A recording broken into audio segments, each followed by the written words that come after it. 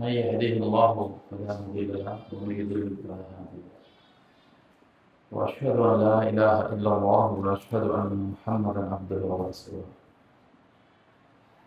ان اصدق الحديث كتاب الله وخير الهدي هدي محمد وشر الامور محدثاتها وكل محدثه بدعه وكل بدعه ضلاله وكل ضلاله في النار.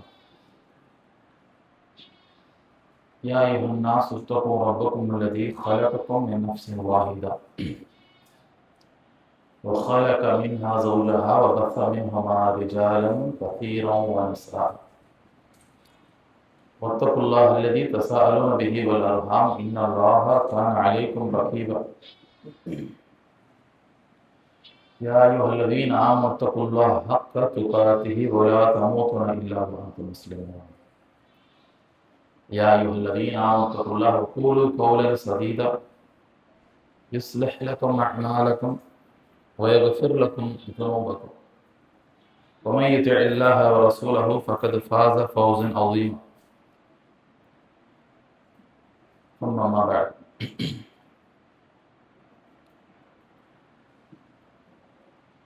பொதுவாக உலகத்தில் உள்ள அனைத்து மக்களுமே மதம் இனம் என எந்த விதமான ஒரு பாகுபாடும் இல்லாமல் மனிதர்களாக இருக்கக்கூடிய அனைவரும் விரும்பக்கூடிய ஒன்று சமாதானமாக நாம் இருக்கக்கூடிய இடத்தில் அமைதி நிலவ வேண்டும் என்று விரும்புகின்றோம். நாம் வசிக்கக்கூடிய வீட்டிலிருந்து நம் அக்கம் பக்கத்தார் நாம் வேலை பார்க்கக்கூடிய இடம், நம்மளிடத்தில் வேலை பார்க்கக்கூடியவர்கள், நம்மளிடத்தில் பொருள் வாங்கக்கூடியவர்கள் என அனைத்து இடத்திலையுமே சண்டை சச்சரவை யாரும் விரும்புறது இல்லை. அமைதியாக இருக்கணும், நல்லிணக்கம் நிலைத்து இருக்கணும் அப்படிங்கிறது தான் அனைத்து மக்களுமே விரும்பக்கூடியவர்களா இருக்கிறாங்க. அனைத்துங்கிறது தவறான வார்த்தை, பெரும்பாலான மக்கள். அப்படி இருக்கக்கூடிய அந்த நேரத்துல நம்ம மத்தியில முஸ்லிம்களுக்கு வருவோம். உலக மக்கள்லாம் விட்டு முஸ்லிம்கள் மட்டும் என்று பார்க்கும் பொழுதும் கூட அல்லாஹும் அல்லாஹ்வுடைய தூதரையும் எடுத்துக்காட்டாக எடுத்துக்கொள்ளக்கூடியவர்களாக இருக்கக்கூடிய முஸ்லிம்களா இருந்தாலும் அவங்க மத்தியில் சண்டை சச்சரவெல்லாம் வராமல் அப்படியே சூப்பரா இருந்துருமா, பிரச்சனையே இல்லாமல் இருந்துருமான்னு கிடையாது. உதாரணம், நாம கடந்து வந்த பாதையை யோசிக்கலாமே. இந்த ஜமாத்துகள் கூட ஆரம்பத்துல ஒன்றாக இருந்து பிளவுபட்டதுக்கு காரணங்கள் 1, 2, 3, 4 சொல்லலாம். பிணக்குகள், சண்டைகள், பிரச்சனைகள் யாருக்கு மத்தியில வந்துச்சு? தர்காக்காரங்க மத்தியில வந்துச்சா? அல்லது தர்காவை ஏற்றுக்கணும் கூடாதுன்னு சொல்லி சண்டை போட்டாங்களா? கிடையாது. எல்லாம் நம்பிக்கையாளர்கள் தான், முஸ்லிம்கள் தான், முஃமின்கள் தான். காரணம் இன்னவரா இருக்கலாம், இந்த விஷயமாக இருக்கலாம். ஆனா பிரச்சனை நமக்குள்ளதான் ஏற்பட்டுச்சு. முஸ்லிம்கள், முஃமின்கள், தௌஹீத்வாதிகளாலும் நம்ம பேசலாம். இப்ப என்ன விளங்கிக்கணும், நம்ம முஸ்லிம்களாக இருக்கும், முஃமின்களாக இருக்கும், அல்லாஹ்வுடைய தூதரை ஏற்றுக்கொண்டோம் என்றால் பிரச்சனை வராது அப்படியெல்லாம் கிடையாது. அந்த கேரண்டி எல்லாம் கிடையாது.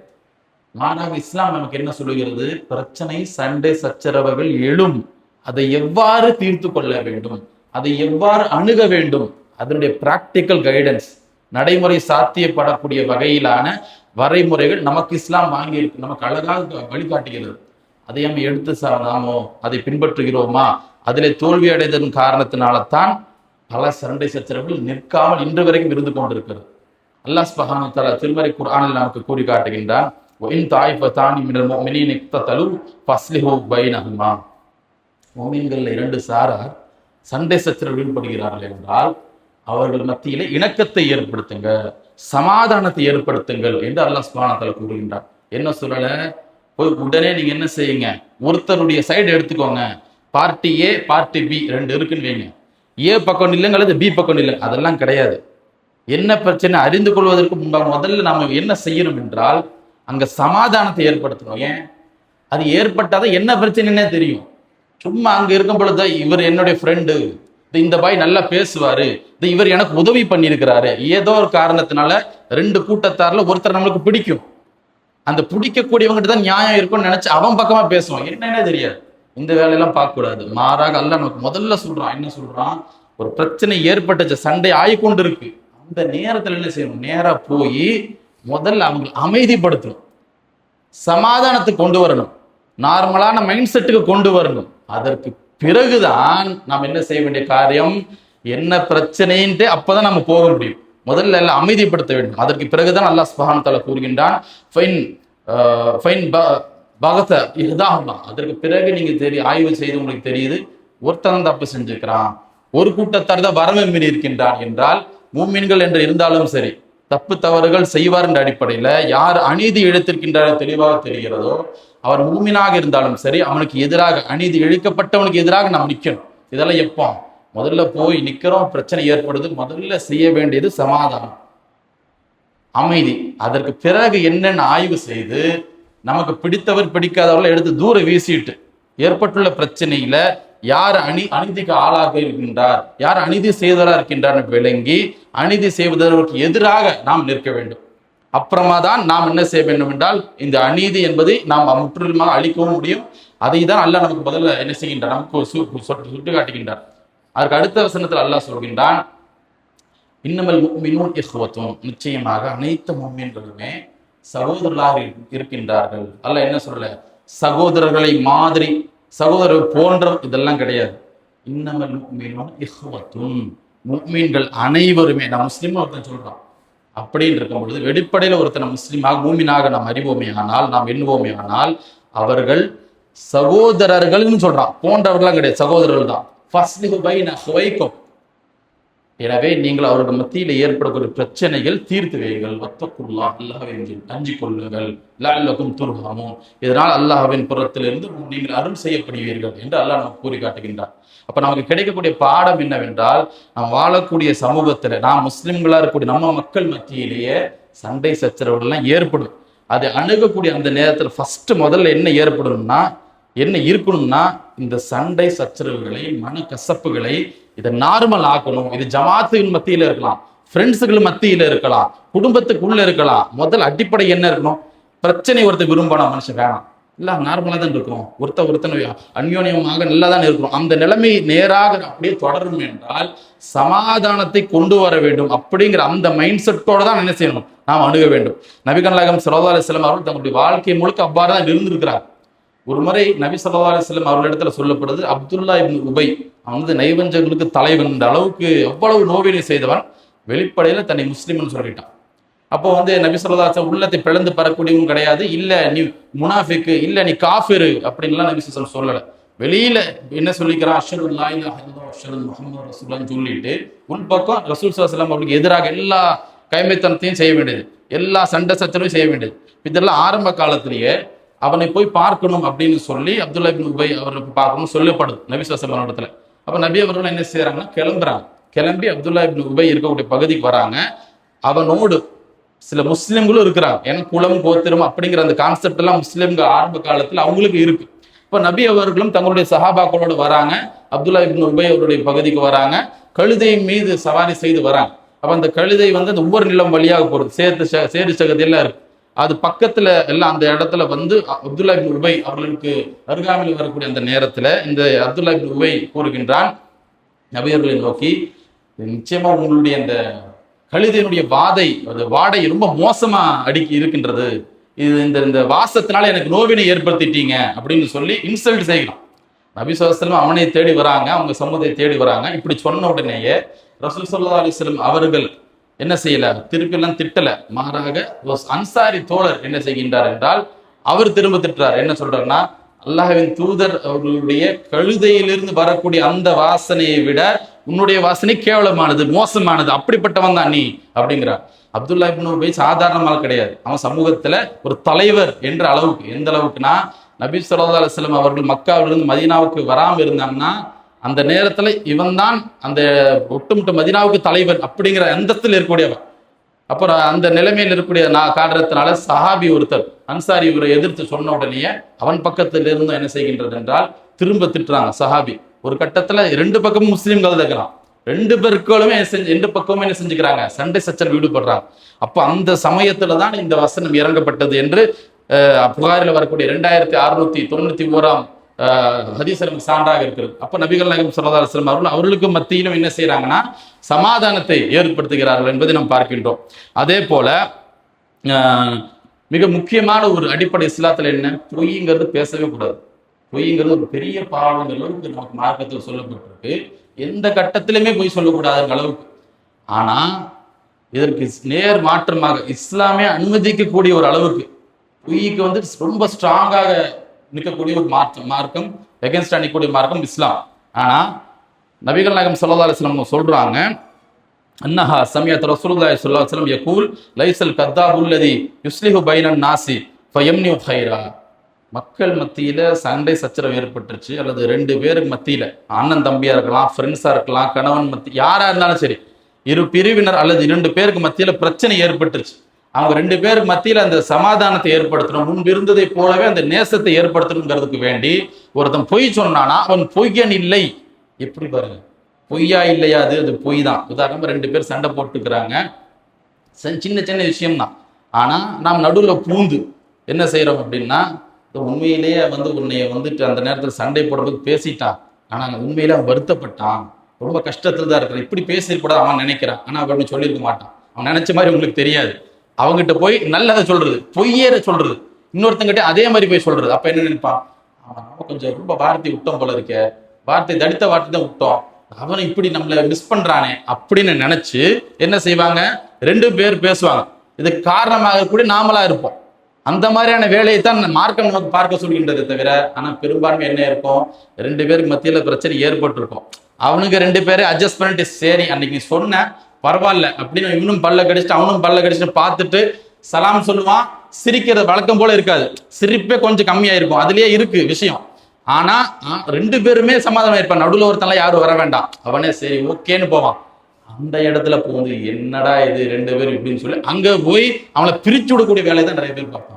அவங்க 2 பேரே சேர்ந்துக்கலாம், ஒன்றும் பிரச்சனை இல்லைன்னு இருக்கக்கூடிய அந்த நபரின் மத்தியில போய் ஜென்ம விரோதிகளாக மாற்றக்கூடிய வேலையை தான் நிறைய பேர் செய்யக்கூடியவர்களா இருக்கின்றோம். ஆனா இஸ்லாம் இதற்கு நேர் எதிரான வகையில நமக்கு என்ன செய்கின்றது, நமக்கு மார்க்கம் வழிகாட்டுகின்றது. அதே போல எவ்வளவு கடுமையாக இந்த விஷயம் இருக்கின்றது என்றால், முஃமின்கள் மத்தியில் அந்த பிரிவினை ஏற்பட்டுக் கொள்வது, ஒருவர் பகைமை பாராட்டிக் கொள்வதெல்லாம் மறுமையிலே நமக்கு நட்டத்தை ஏற்படுத்தக்கூடிய அளவுக்கு இருக்கின்றது. நபிகள் நாயகம் ஸல்லல்லாஹு அலைஹி வஸல்லம் அவர் கூறுகின்றார்கள், துஅரிதுல் அமால், ஒவ்வொரு வியாழன் ஒவ்வொரு திங்கட்கிழமையும் மூமின்களுடைய அமல்கள் அல்லாஹ்வின் இடத்துல எடுத்து காட்டப்படுகின்றது. அதை பார்த்து அல்லாஹ் என்ன செய்கின்றார்கள், மலக்குமார்கள் இடத்துல அனைவரையும் நான் மன்னிக்கின்றேன் என்று சொல்றான் மூமின்களுடைய பாவங்களை.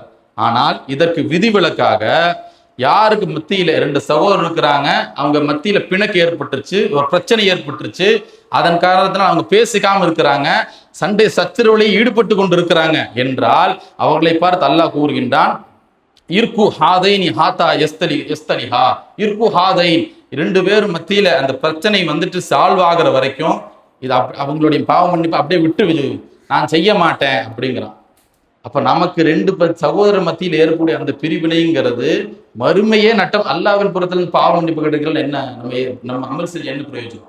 தொழுகையை செய்யறோம், ஜக்காத்து கொடுக்குறோம், ஆனால் பாவங்கள் மன்னிக்கப்பட வேண்டும் என்றால் ஒவ்வொரு திங்களும் ஒவ்வொரு வியாழனும் அது மத்தியில் எவ்வளவு பாவம் செய்யறோம், பாவம் மன்னிக்கப்பட வேண்டும் என்றால் நமக்கு மத்தியில் உள்ள அந்த சண்டை சச்சரவுகளை, எனக்கு ஒருத்தர் அநீதி இழைச்சிருந்தான் என்றால் என்னுடைய சக்திக்குட்பட்டு பெருசா எனக்கு பாதிப்பு இல்லை, நான் மன்னிச்சிடுறேன் அப்படின்னா நீங்க மன்னிக்கிறதன் காரணத்தினால அல்லாஹ் உங்களை மன்னிக்கின்றான் என்ற ஒரு பாடத்தை நபிகள் நாயகம் ஸல்லல்லாஹு அலைஹி வஸல்லம் நமக்கு கூறி காட்டுகின்றார்கள். இது முஸ்லிம் 5601 இலக்கத்தில் ஆதாரப்பூர்வமான ஹதீஸாக பதிவாகி இருக்கிறது.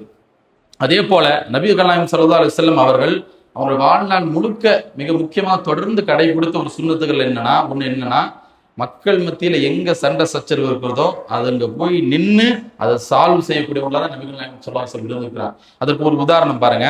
நபி ஸல்லல்லாஹு அலைஹி வஸல்லம் காலத்துல வந்துட்டு இந்த குபா வாசிகள், குபாங்கிறது பக்கத்து ஊர் மக்கா மதீனாவுக்கு, அப்ப அங்க அந்த மக்கள் மத்தியில் ஒரு பிரச்சனை ஏற்படுது என்ற அந்த செய்தி நபிகள் நாயகம் ஸல்லல்லாஹு அலைஹி வஸல்லம் இடத்துல வந்த உடனேயே நபிகள் நாயகம் ஸல்லல்லாஹு அலைஹி வஸல்லம் சொல்றாங்க, ஃபகாலு இத்ஹபு பினா நுஸ்லிஹு பைனஹும், கிளம்புவோம், நாம என்ன செய்வோம், இந்த குபாவாசிகளை நோக்கி நாம போய் அவர்கள் மத்தியில ஏற்பட்டிருக்கக்கூடிய அந்த சண்டை சச்சரவை நம்ம நீக்கி விட்டு வருவோம், இது ஒரு அமல் அப்படி சொல்றாங்க. இப்ப தொழுகைக்கு போக முடியல, இதே வார்த்தையை தான் நபிகள் நாயகம் ஸல்லல்லாஹு அலைஹி வஸல்லம் சொல்லியிருக்காங்க, பிலாலே நீங்க என்ன செய்யுங்க, எங்களுடைய அதான் கொடுத்து நமக்கு அந்த நிம்மதியை கொடுங்க அப்படின்னு நம்ம தொழுகைக்கு போவோம் அப்படின்னு அந்த வார்த்தை, அதே மாதிரியான வார்த்தையை தான் ஒரு இறை வணக்கத்தை செய்வதற்கு இணையான ஒரு வார்த்தை என்ன சொல்றாங்க என்றால், கிளம்புங்க, நாம் அந்த குபாவாசிக்கு மக்கள் இடத்துல போய் அவர் மத்தியில ஏற்பட்டு சண்டை சச்சரவை நம்ம சரி செய்து விட்டு வருவோம் அப்படிங்கிறாங்க. இதுல இன்னொரு விஷயம் என்ன நினைக்கணும், போயிட்டு வரேன் நீங்க வாங்க அப்படின்னு கிடையாது. இந்த வார்த்தையெல்லாம் கவனிக்கணும்.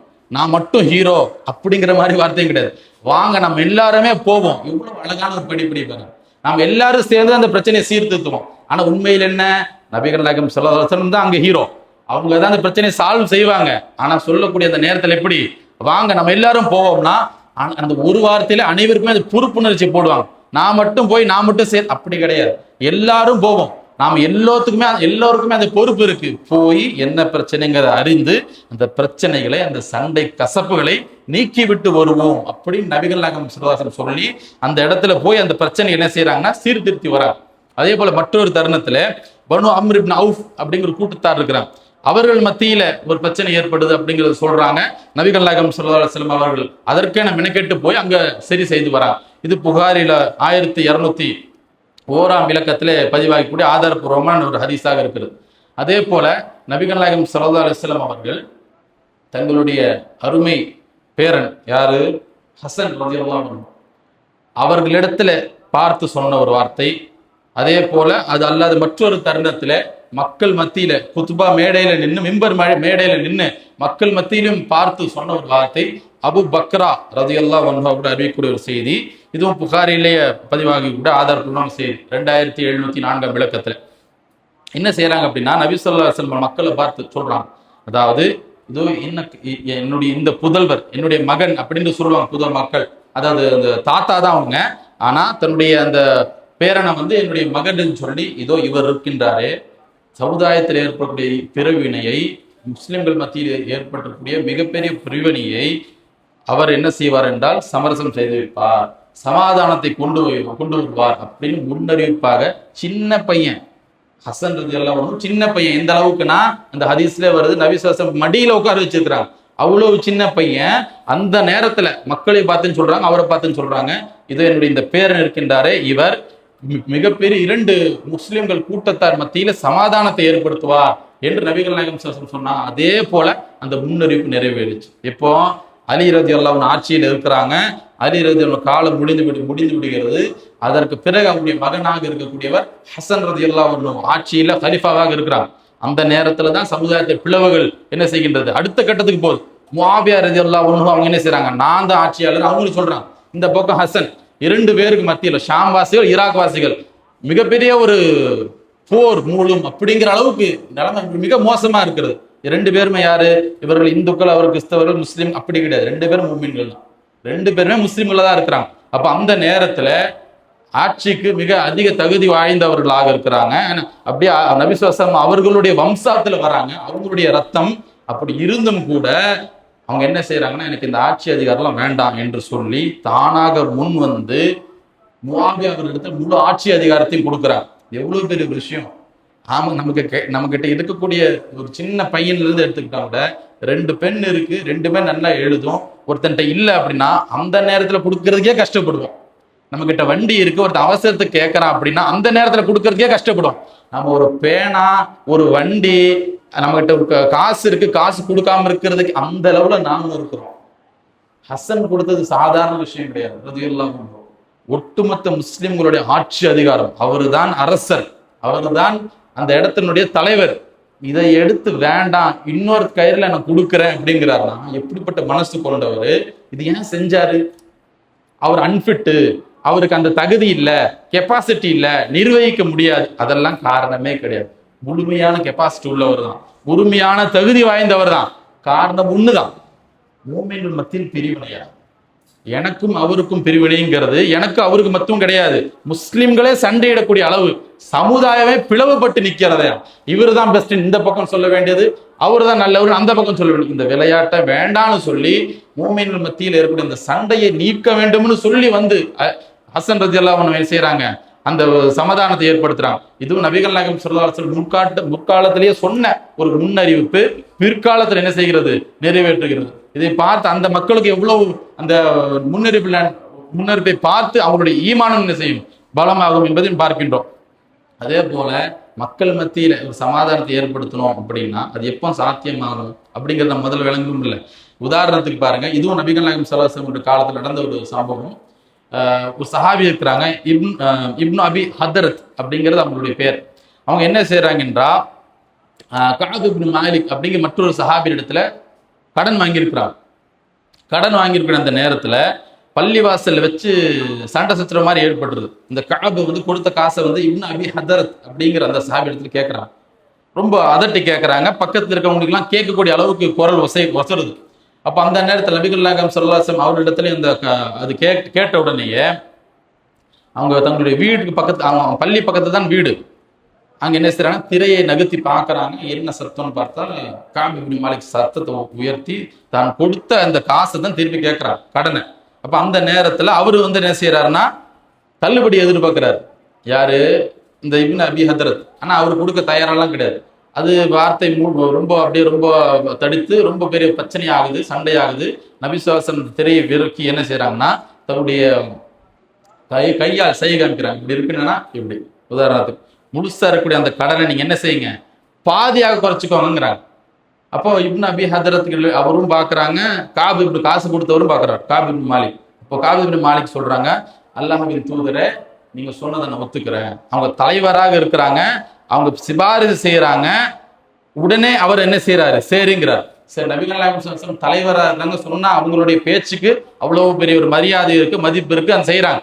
நமக்கு அந்த அளவுக்கு மரியாதை இல்லை, மதிப்பில்லை என்றால் நம்மளுடைய தகுதி நம்மளுக்கு தெரியுமில்ல. நாம் ஒரு வீட்டில் இருக்கோம், நம்ம ஃப்ரெண்ட்ஸ் மத்தியில் இருக்கிறோம், சமூகத்தில் இருக்கிறோம்.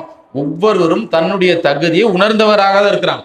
எந்த இடத்துல நம்மளுடைய பேச்சு பேசுவதன் காரணத்தினால மதிப்பு கொடுத்து அந்த பிரச்சனை சால்வ் ஆகும் நினைக்கிறோமோ அந்த இடத்துல பேசணும். அதான் ஹிக்மத். நம்மளை ஒருத்தனுமே மதிக்க மாட்டான், நம்ம பேசுறதே வேஸ்ட் அப்படிங்கிற அந்த இடத்துல நம்ம சண்டை சச்சரவு வேண்டாம், நம்மளால எவ்வளவு சொல்ல முடியும் அந்த அளவுக்கு சொல்லணும். அதிகாரம் செய்யக்கூடிய அளவுக்கு நான் வந்து சண்டை சச்சரவு நிறுத்துறேன்னு உள்ள போய் நின்று அங்க சாதாரண இருக்கக்கூடிய அந்த சண்டை சச்சரவு பெருசா அதை எடுத்து நம்ம தலையில போட்டு அவனுக்கு ரெண்டு பேரும் நம்மள அடிக்கிற மாதிரி அந்த மாதிரி என்ன செஞ்சிடக்கூடாது, நாம செஞ்சிடக்கூடாது. அடிப்படையில நம்ம எப்போ போய் ஒரு சண்டை சச்சரவு நீக்கணும் என்றாலும் தன்னைத்தானே என்னையே பெரியவனாக ஆக்கக்கூடிய அந்த நினைப்பே இருக்கக்கூடாது. ஏற்பட்டிருக்கூடிய அந்த பிரச்சனையை, அந்த மனக்கசப்பை நீக்க வேண்டும் அப்படிங்கிற அந்த ஒரு எண்ணத்தோட தான் நாம் எந்த ஒரு பிரச்சனையும் நாம் சால்வ் செய்யணும் அப்படிங்கிறத நம்ம செய்யணும், மனதில் வைத்துக் கொள்ள வேண்டும். அதே போலதான் மற்றொரு உதாரணம், நபிகள் நாயகம் ஸல்லல்லாஹு அலைஹி வஸல்லம் காலத்திலேயே நடந்த மற்றொரு விஷயம் என்னன்னா, இதே மாதிரி ரொம்ப சண்டை சச்சரவு ஏற்படுது. நபி ஸல்லல்லாஹு அலைஹி வஸல்லம் வெளியே வந்து பார்க்குறாங்க, என்ன பிரச்சனைன்னு பார்க்கும் பொழுது அதே மாதிரியான ஒரு கடனுடைய விஷயம் தான். இதே போல ஒருவர் என்ன செய்கிறார் என்றால், கடன் கொடுத்தவர் வந்துட்டு கடன் வாங்கிற இடத்துல கடன் கொடுன்னு கேட்கிறாரு. அவர் கடன் பெற்றவர் என்ன செய்கிறாருன்னா, கொஞ்சம் நளினம் காட்டலாமே, கொஞ்சம் டைம் கொடுங்க, கொஞ்சம் கம்மியா கேளுங்க, கொஞ்சம் இரக்கம் காட்டுங்க இப்படின்னு கேட்கிறார், பரிவாதான் கேட்கிறார். ஆனா அந்த கடன் கொடுத்தவர் இருக்கிறார்ல, அல்லாஹ்வின் மீதானே ஒருபோதும் நான் அதை நான் ஒத்துக்க மாட்டேன் அப்படிங்கிறார். நபிகள் நாயகம் ஸல்லல்லாஹு அலைஹி வஸல்லம் கேட்டுட்டு என்ன சொல்றாங்கன்னு திரை விளக்கி சொல்றாங்க, அல்லாஹ்வின் மீது ஆணையாக நான் நன்மையான காரியம் செய்ய மாட்டேன் அப்படின்னு சொன்னவர் யார் அப்படிங்கிறாங்க.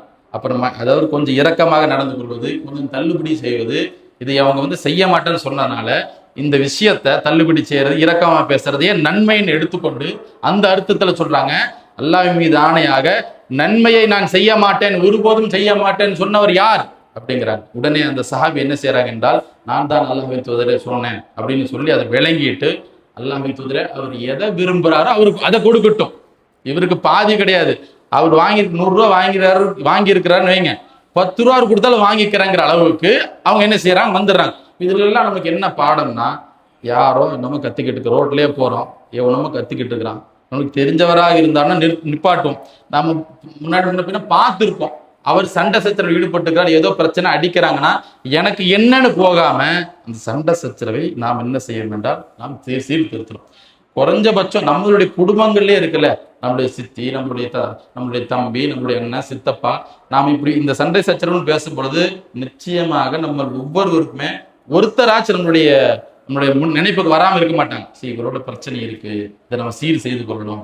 அல்லது நமக்கு தெரிஞ்ச நண்பருக்கு 2 பேரும் சண்டை போட்டு பேசி பல ஆண்டுகள் ஆச்சு அப்படின்னு நினைக்கிறோம் இல்ல, அவர்கள் மத்தியில போய் அந்த சமரசத்தை ஏற்படுத்துவது என்பது இஸ்லாம் நமக்கு காட்டியிருக்கக்கூடிய மிக முக்கியமான ஒரு சுன்னத்தாக இருக்கிறது என்பதை நாம் என்ன செய்யணும், நாம மனதில் கொள்ள வேண்டும். எனவே நபிகள் நாயகம் ஸல்லல்லாஹு அலைஹி வஸல்லம் அவர்கள் வந்து நமக்கு வெறும் தொழுகையிலும் ஜகாத்திலையும் மட்டுமே நமக்கு முன்மாதிரி கிடையாது. மக்களோடு நாம் எவ்வாறு பழக வேண்டும் என்பதையும் நமக்கு நபிகள் நாயகம் ஸல்லல்லாஹு அலைஹி வஸல்லம் அவர்கள் தான் நமக்கு கற்றுக் கொடுத்திருக்கிறார். இஸ்லாத்துல நோன்பு நோற்பது, தர்மம் கொடுப்பது, இதெல்லாம் மிகப்பெரிய ஒரு இறைவணக்கமாக சொல்லப்பட்டிருக்கு. ஆனா இதையெல்லாம் தாண்டக்கூடிய அளவுக்கு நபிகள் நாயகம் ஸல்லல்லாஹு அலைஹி வஸல்லம் சொல்லக்கூடிய ஒரு செய்தி பாருங்க, என்னவென்றால், அலா அஹ்பிரக்கும் பி அஃதல மின் தரஜத்தி ஸியாம் ஒஸ்ஸலாத்தி ஒஸ்ஸதகா. அல்லாஹ்வின் தூதர் சஹாபா பெருமக்களை பார்த்து சொல்றாங்க, சஹாபா இடத்துல சொல்றாங்க, நோன்பு, தொழுகை, சதகா இதெல்லாம் டாப் கிளாஸ் நன்மை இஸ்லாத்தில்.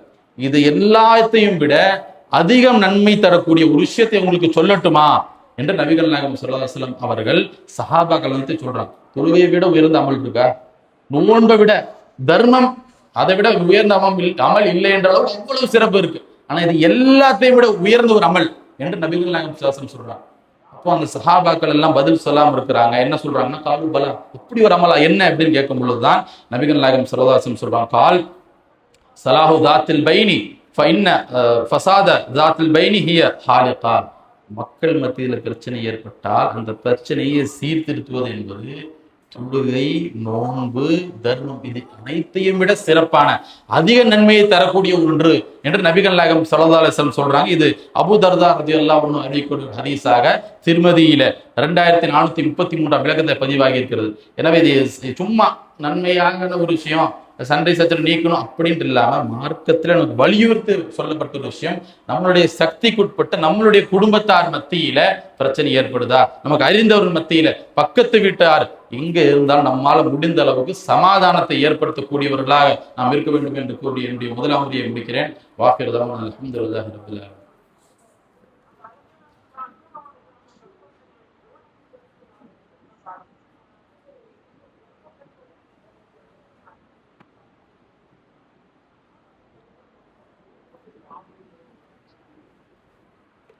இன்னல் ஹம்துலில்லாஹ் வஸ்ஸலாத்து வஸ்ஸலாமு அலா ரசூலில்லாஹ். ஓராண்டுக்கும் அதிகமாக இந்த பாலஸ்தீன் மக்கள் மீது இந்த இஸ்ரேல பயங்கரவாதிகள், இந்த பயங்கரவாத அரசு தொடர்ந்து தாக்குதலை ஏற்படுத்தியது. அதற்கு பிறகு அமைதி என்ற அடிப்படையில் ஒரு போலி அமைதி ஒப்பந்தம் போடப்படுகிறது. பாலஸ்தீனர்கள் தாக்குறதே கிடையாது, ஹமாஸ் தரப்பினர் தாக்குவதே கிடையாது, ஜீரோ தாக்குதல் ஒன்றும் கிடையாது. ஆனால் அவர்கள் நான் கையெழுத்து போடுறேன்னு கையெழுத்து போட்டுட்டு அல்லாஹ்வுடைய ஒப்பந்தத்தையே எடுத்து வீசக்கூடிய ஒரு சமுதாயமா இருக்கக்கூடியவர்கள். இது மனிதர்களோடு போடக்கூடிய ஒப்பந்தம்லாம் ஏமாத்திரம். என்னைக்கும் அந்த ஒப்பந்தத்தில் ஒத்துக்கொண்டானோ நாங்க திருப்பி அடிக்க மாட்டோம் அமைதியின், அன்னைக்கு அந்த வாரத்திலிருந்து அவன் அடிச்சுட்டு இருக்கான், தொடர்ந்து அழித்து கொண்டு தான் இருக்கிறான். எண்ணிக்கை குறைவு. முதல்ல ஆயிரக்கணக்கில் கொண்டிருந்தால் 100 கணக்கில் ஆகி 10, 50 இப்படிங்கிறது அவங்க சாதாரணமாக அடித்து கொண்டே தான் இருக்கிறான். தொடர்ந்து தாக்குதல் நடந்து கொண்டே தான் இருக்கின்றது. ஒரு பக்கம் காசாவில், மற்றொரு பக்கம் வெஸ்ட் பேங்க் மேற்கு கரை, அந்த இடத்துல நேற்று புரிந்து அங்க 51 பேர் கடுமையான தாக்குதல். அங்க ஒரு பாலஸ்தீன ஒரு சமூக ஆர்வலர் அடிச்சு கொன்னு இருக்கிறான். அந்த அளவுக்கு அந்த வெறி பிடித்தவர்களாக இருக்கிறான். இப்ப அந்த சரி முடிஞ்சு பேசணும் அப்படின்னு இல்லாம, குறைந்தபட்சம் அன்னைக்கு துவா கேட்டோம் இன்னைக்கு துவா கேட்கலங்கிறது இல்லாம நாம் அனுதினமும் அவர்களுக்காக துவா கேட்க கடமை போட்டுக்கிறோம். ஒவ்வொரு தொழுகைக்கும் சரி, நமக்கு எப்பெல்லாம் நேரம் கிடைக்குதோ குறைந்தபட்சம் அவருக்கு துவா செய்வது என்பது நமக்கு மிக முக்கியமான ஒரு கடமையாக நம்ம எடுத்துக்கொண்டு செய்யணும். இன்னைவர் அன்னைக்கு போர் முடிஞ்சு இப்போ எல்லாம் வீட்டுல அப்படியே ஜாலியா இருக்கிறாங்க, தண்ணி வசதி இருக்கு, வீட்டுல எல்லாம் சாப்பாடு இருக்கு, அப்படியா கிடையாது. உயிர் மட்டும்தான் இருக்கு, வேற எதுவுமே கிடையாது. இன்னைக்கு அவர்கள் நிலைமை அதுதான். நேற்று முன்தினம் கூட அந்த மக்களுக்கு ஆறுதலுக்காக தரக்கூடிய அந்த மெடிக்கல் ஃபெசிலிட்டி இருக்குல்ல, அதுல குண்டு போட்டிருக்கான். எந்த நியூஸ் பேப்பர்லயும் காணும். அமெரிக்கால ஒருத்தன் செத்தாலும் மிகப்பெரிய ஒரு நியூஸ், இஸ்ரேல்ல ஒருத்தன் செத்தாலும் நியூஸ். பாலஸ்தீனர் செத்தா அது ஒரு விஷயமே கிடையாது. பாலஸ்தீனியர் செத்தா எப்போ நியூஸ் ஆகும்? 1000 பேர் சாகணும், 2000 பேர் சாகணும், அப்பதான் உங்களுடைய சன் டிவிலையும் உங்களுடைய பார்லிமெண்ட் நியூஸ்லயும் வரும். ஆனா தொடர்ந்து அவர் அழித்துக்கொண்டு படித்துக் கொண்டே இருக்கின்றார்கள் என்ற அடிப்படையில இந்த சகோதர சகோதரிக்காக நாம் விடாமல் நம்மால முடிந்த துவாவை கட்டாயமாக செய்ய வேண்டும் என்ற அடிப்படையில நாம் இது ஒரு விஷயம் ஒரு வேண்டுகோளாக விடுத்து என்னுடைய 2ஆம் முறையை முடிக்கிறேன். வாக்குறுதல் அல்ஹம்துலில்லாஹ்.